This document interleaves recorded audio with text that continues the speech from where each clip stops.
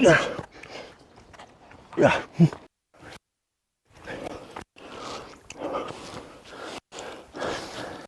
Tripp Kelly, and this is not my property.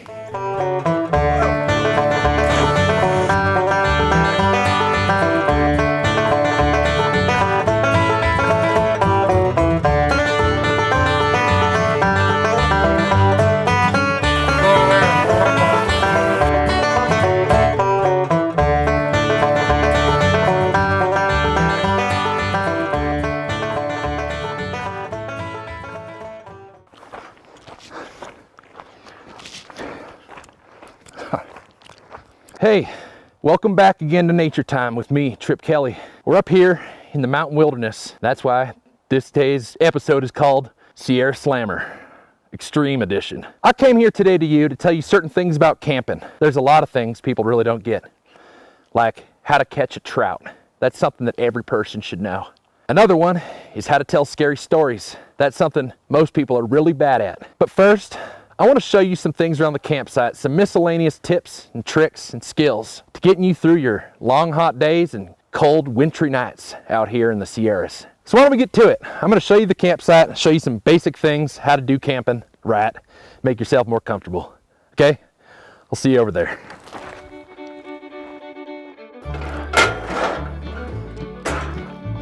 So the first thing I want to teach you around the campsite is how to properly apply sunscreen. A lot of people don't do it correctly. They put on a little bit at a time because they feel like their sunscreen's really expensive and they want to save it, save it for other uses, but you really want to use basically a whole bottle every time you roll out. So what you're gonna do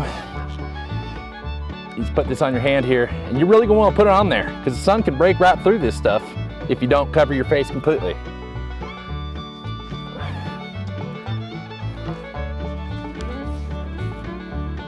And that basically right there is how you properly apply sunscreen. Now, what I'll do is a test here. Watch. Ah!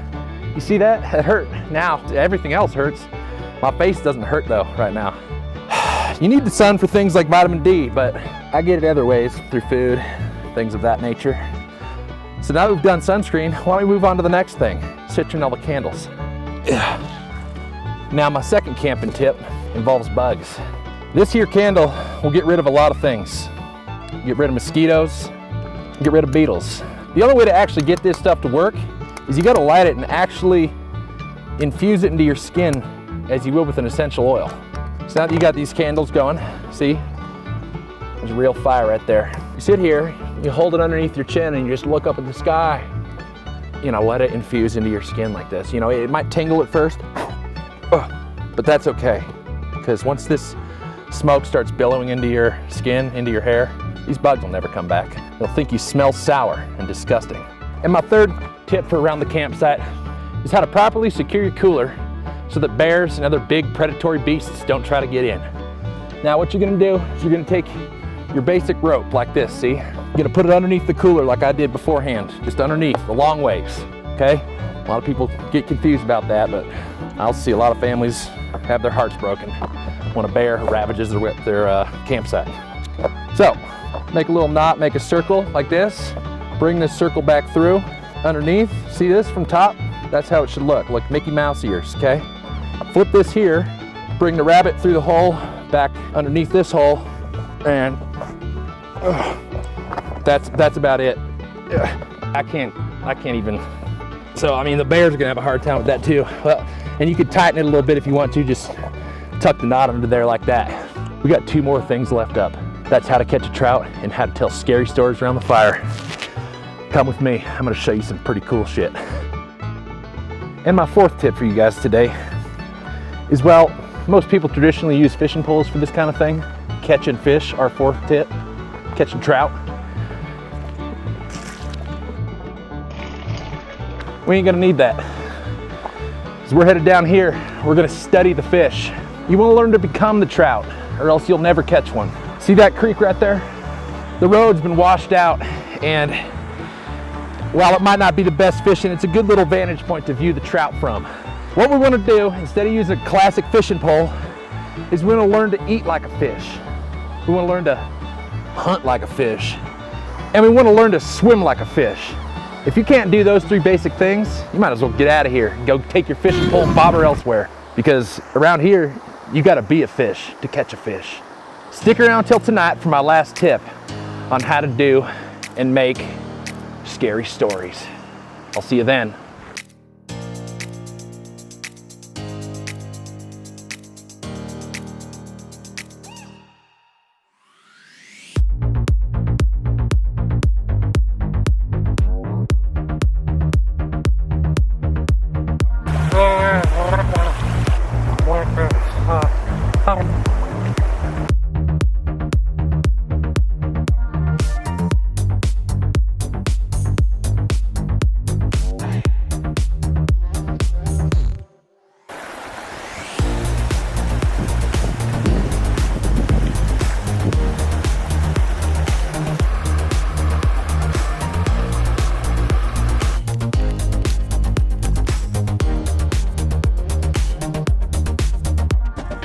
I'd like to thank you for coming back after hours, but this is the final tip about camping, and the most important, this is a great bonus tip, and it's about telling scary stories. But a lot of people think they can tell scary stories, but they actually can't. Here's a good example of a scary story. Once upon a time, there was a guy on my property. Once upon another time, I went fishing and I forgot my bait. Here's another one, it's real good too. Once upon a time, I went down to TJ Maxx and didn't have any flannel left. Another time, once upon, I got a pack of hot dogs home to barbecue. You know what they were? Brings me chills. They were vegan.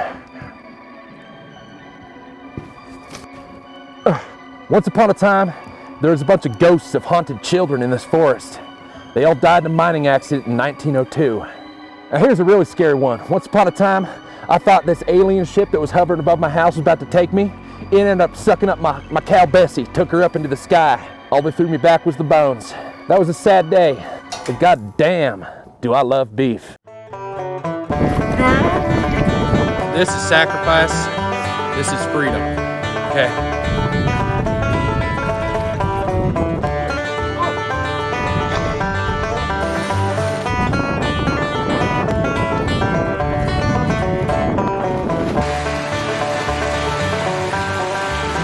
But I'll tell you, it's still summer, which means that there's trout around.